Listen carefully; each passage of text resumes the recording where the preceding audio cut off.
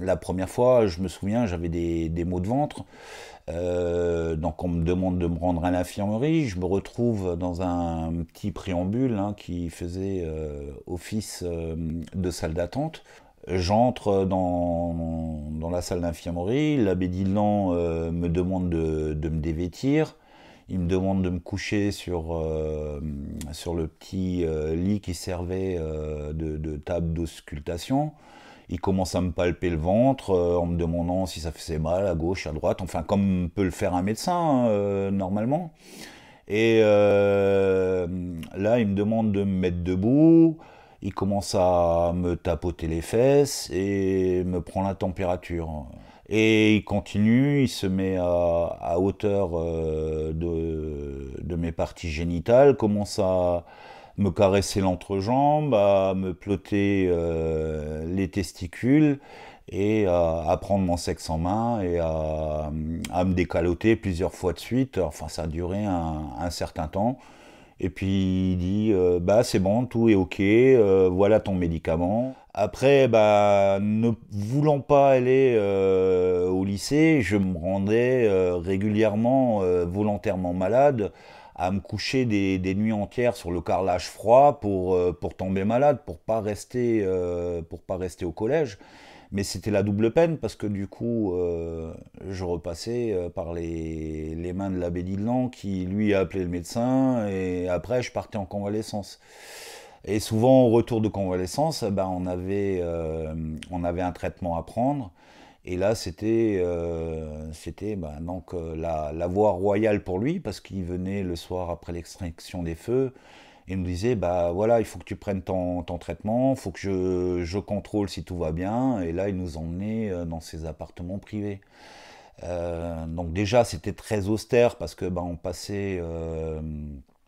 passait dans les couloirs la nuit, c'était pas éclairé, il y avait juste les petites lumières des sorties de secours. On arrivait dans son appartement, là pareil, de nouveau, ben, il faut se dévêtir, il veut prendre notre température. Il nous demande de s'allonger sur ses genoux. Je me souviens bah, qui mouillait son doigt, qui me le mettait dans l'anus en me disant il faut que je détende tout ça, c'est pour que ça fasse moins mal pour la prise de température.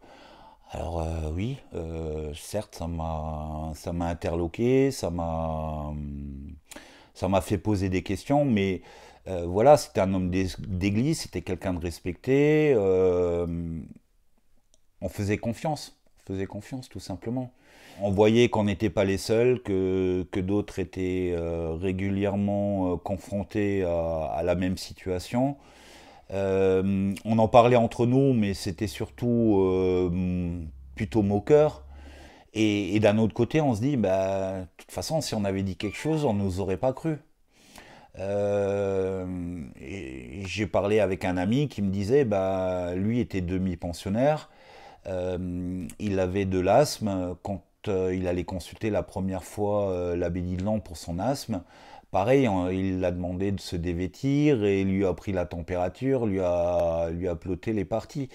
En rentrant le soir, il a dit à ses parents ce qui s'est passé et ses parents lui ont dit arrête de fabuler, tu veux de nouveau pas retourner à l'école.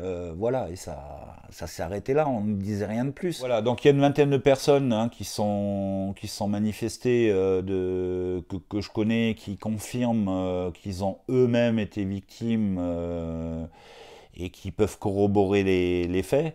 Pour moi, la direction était au fait de ce qui se passait. Tout le monde le savait, tout le monde en parlait et personne n'a jamais rien fait. Je suis son administrateur d'un groupe des anciens du collège Saint-Augustin, d'un ancien collègue qui me dit bah, que lui avait essayé de parler et qu'il est passé en conseil de discipline.